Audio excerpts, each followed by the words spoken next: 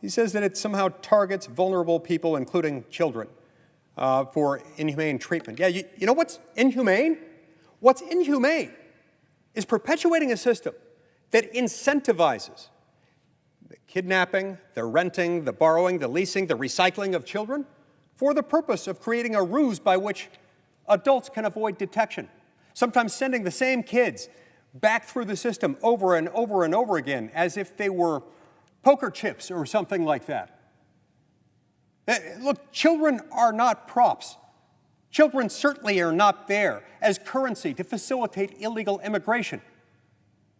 Are there human rights violations? Yes, constantly, incessantly, directly as a result of this. Mr. President, somewhere between, 35% at the low end and 65% at the high end of the women and girls that are trafficked into this country by the drug cartels, which are making tens of billions of dollars a year under the Biden administration's deliberately lax policies, are subjected to rape, to sexual assault, in many cases to sex slavery. In many instances, people can't afford the many thousands of dollars they have to pay to the cartels in order to be trafficked. So what do? Well, they work it off. How do they work it off? They do what they can, what they're told to do.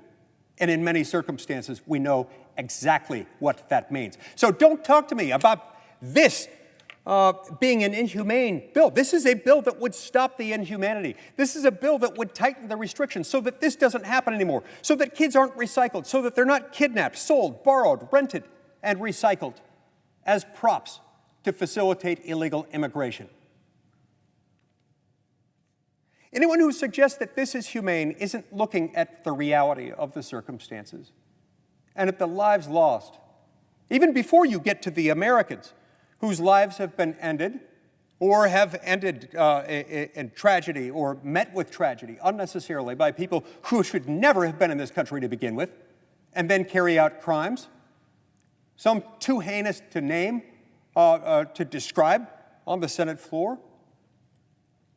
Even before you get to those Americans who have met tragically with fate in those ways, just look at the inhumane treatment received by those who are being trafficked. The humane thing to do here, Mr. President, is not to perpetuate this cycle. There is nothing humane about allowing human beings to be trafficked on this scale, enriching international drug cartels whose object is lucre and whose means inevitably involve violence.